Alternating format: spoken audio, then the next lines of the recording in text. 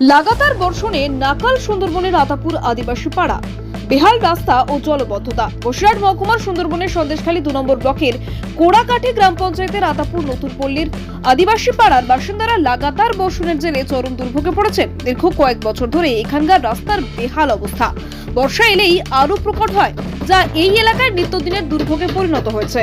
বর্তমানে আতাপুরের রাস্তা জুড়ে হাঁটু সমান জল আর পিচ্ছিল কাদা জমে রয়েছে। এই পরিস্থিতিতে দৈনন্দিন জীবনযাত্রা দুর্বিষহ হয়ে উঠেছে। শিশুদের স্কুলে যাওয়া, হাটে বাজারে যাওয়া, এমনকি অসুস্থ রোগীকে নিয়ে হাসপাতালে যাওয়া সবটাই অত্যন্ত কঠিন হয়ে পড়েছে। বৃষ্টির দিনে কাদামাখা রাস্তার উপর দিয়ে হেঁটে চলা তো দূরের কথা, সাইকেল বা মোটরসাইকেল নিয়ে বের হওয়া প্রায় অসম্ভব।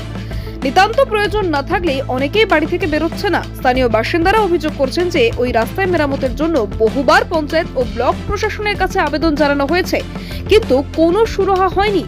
বর্ষার সময় জল নিকাশের সঠিক ব্যবস্থা না থাকায় বৃষ্টির জল রাস্তার উপর জমে থাকে, যা ধীরে ধীরে কাদা স্তরে পরিণত হয়। সুন্দরবনের একাধিক নদী থাকা সত্ত্বেও নিকাশি ব্যবস্থা এতটাই বেহাল দশা যে গ্রামের জল নদীতে যেতে পারে না। এর ফলে গ্রামের মধ্যে জলবদ্ধতা সৃষ্টি হচ্ছে এবং তা সুন্দরবনবাসীদের দুর্ভোগের কারণ হয়ে দাঁড়িয়েছে। গ্রামের প্রবীণরা বলেন, রাস্তায় হাঁটু সমান জল, তার উপর পিচ্ছিল কাদা। প্রতিদিন এই দুর্ভোগ নিয়ে আমাদের চলতে হচ্ছে। রোগী নিয়ে বের হলে ভ্যান, অটো চলতে পারে না, বিপদে পড়তে হয়। তাদের এই অভিযোগ থেকে এখানকার মানুষের দুর্দশা স্পষ্ট বোঝা যায়। আতাপুরের আদিবাসী পাড়ার মানুষ অবিলম্বে এই রাস্তার পাকাকরণ এবং সঠিক নিকাশি ব্যবস্থার দাবি জানিয়েছেন। তাদের আশা, দ্রুত এই সমস্যার সমাধান করা হলে বর্ষার সময় তাদের আর এই চরম দুর্ভোগ পোহাতে হবে না এবং স্বাভাবিক জীবনযাত্রায় ফিরতে পারবেন। এই পরিস্থিতিতে প্রশাসনের হস্তক্ষেপ অত্যন্ত জরুরি, যাতে সুন্দরবনের এই আদিবাসী পাড়ার মানুষদের সমস্যা দ্রুত নিরসন হয়।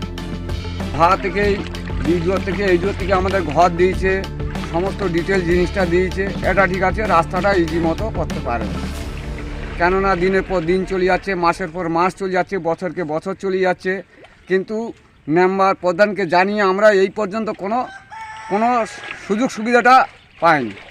আপনারা কি চাইছেন? আমরা চাইছি যে রাস্তাটা আপাতত হোক।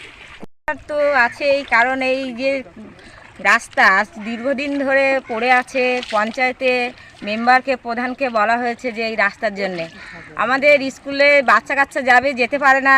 আমরা নিজেরা মেয়েরা এখান থেকে যে কোনো দরকারি কাজে যাব, যেতে পারি না, নিজেরা এই কাদায়।